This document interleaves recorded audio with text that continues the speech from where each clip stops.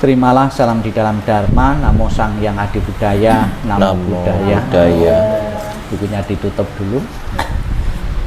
Pertama-tama saya mengucapkan selamat kepada Leonardo dan Linda yang baru saja secara resmi menurut agama Buddha pemberkatan di wihara dengan kekuatan berkah pelindungan dari Sang Yang Adi Buddha, Tuhan Yang Maha Esa, para Buddha, Bodhisattva dan Mahasattva, dan timbunan kebaikan dari Anda berdua.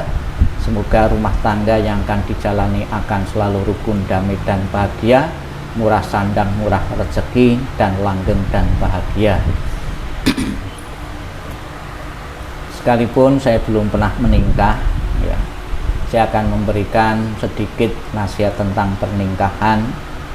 Pernikahan di dalam agama Buddha itu minimal paling sedikit apabila menginginkan kebahagiaan berkelanjutan, sebab kita percaya bahagia keluarga saat ini pun akan menentukan bahagia di alam-alam yang lain atau kehidupan-kehidupan berikutnya.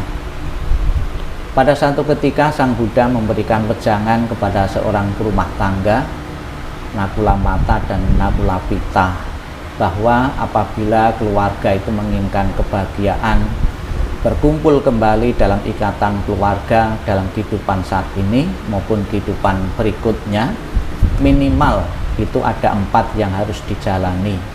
Ada 4 ya minimal yang harus dimiliki oleh mempelai tersebut. 4 hal tersebut yaitu berkaitan dengan persamaan.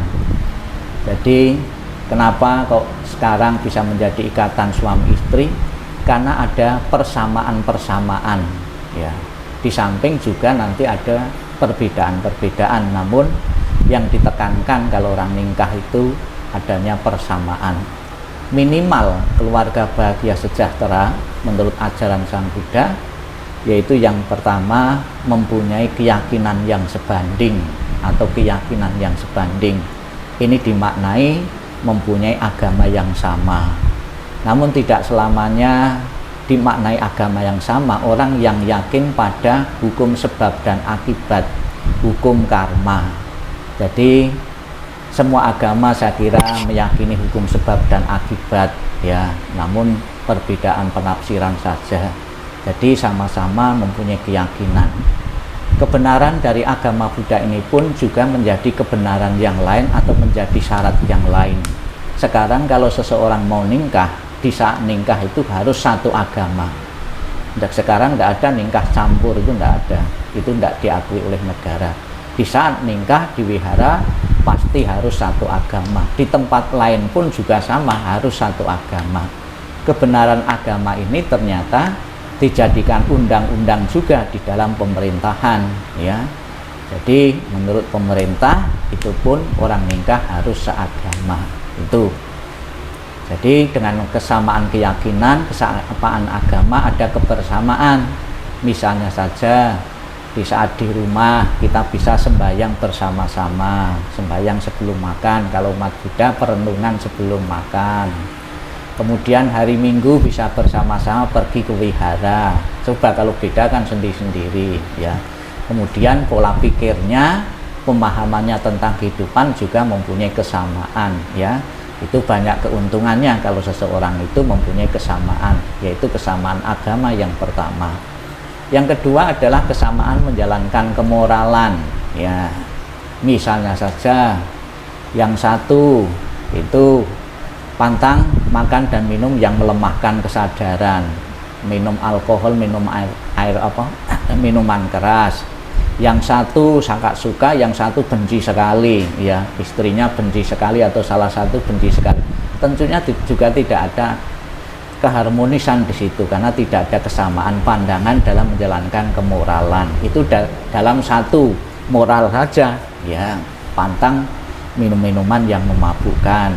Kemudian yang ketiga, mempunyai kesamaan murah hati atau kedermawanan. Mau berdana di wihara, mau nyumbang apa-apa dengan menjadi suami istri itu hasil kesepakatan. Jangan sampai yang satu itu orangnya royal, yang satu medit sekali, itu juga tidak akan bahagia di rumah tangga, adanya pertentangan situ. Jadi diharapkan ada satu kesamaan kemurahan hati, dan kita yakini bahwa apapun yang kita nikmati saat ini, yang kita rasakan saat ini, Anda bisa makan, Anda bisa mempunyai pekerjaan, ya, mempunyai kesejahteraan, kemakmuran, itu bukan datangnya tiba-tiba, namun hasil kebaikan-kebaikan yang Anda tanam dalam banyak kelahiran dan kehidupan yang lalu. Tidak usah khawatir besok itu mau makan apa, yang penting kita berbuat baik, beramal secara rutin, itu pasti ya ada kemudahan-kemudahan hidup, kemudahan-kemudahan dalam memperoleh rezeki. Ini persepsi seperti itu harus disamakan, jangan sampai yang satu royal sekali, yang satu medit sekali, tidak mau keluar uang ya. Kemudian yang keempat, kesamaan dalam kebijaksanaan. Jadi rumah sama-sama membangun kebijaksanaan. Kebijaksanaan ini sangat dipengaruhi oleh dua hal, faktor umur ya, maka di Indonesia itu jarang sekali orang nikah itu perbedaan umur itu sangat jomplang sekali, karena mempengaruhi kebijaksanaan. Yang satu masih kekanak-kanakan, yang satu sudah dewasa sekali, itu nanti rumah tangga juga tidak akan bahagia karena perbedaan kebijaksanaan. Pendidikan juga demikian, sangat mempengaruhi sekali. Yang satunya buta huruf, yang satunya intelektual, itu juga akan mempengaruhi sekali, akan mempengaruhi kebijaksanaan ya. Kalian sudah menjadi suami istri yang sah secara agama Buddha maupun secara negara. Di samping rumah tangga itu harus memiliki banyak persamaan-persamaan, namun juga harus mempunyai perbedaan. Apa perbedaannya? Nah, harus berbeda jenis kelamin ya. Rumah tangga di Indonesia itu nikah sejenis itu belum diakui oleh negara maupun oleh agama, maka ada perbedaan jenis kelamin ya. Ya, laki dengan perempuan, tidak boleh perempuan dengan perempuan, laki dengan laki, itu tidak akan diakui oleh negara maupun agama. Kata suami istri ya, istri sendiri berasal dari kata setri, artinya pengikat cinta. Anda telah diikatkan dalam satu ikatan rumah tangga, maka kemarin tangan Anda ditumpangkan atau saling diikat oleh itu lama itu acarya, itu diikat ya, diikat. Yang aslinya itu tuh keluarga perempuan ngangkat tangan anaknya dikasihkan mempelai laki-laki, artinya diserahkan ke laki-laki kemudian diikat dalam ikatan cinta kasih ya.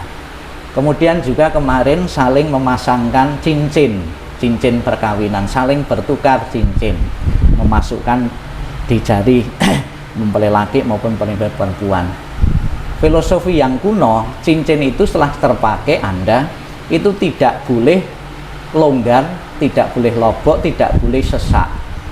Artinya Anda menjaga kesetiaan. Sekian lama berumah tangga, cincin perkawinannya tidak berubah, kesetiaan Anda tidak berubah ya.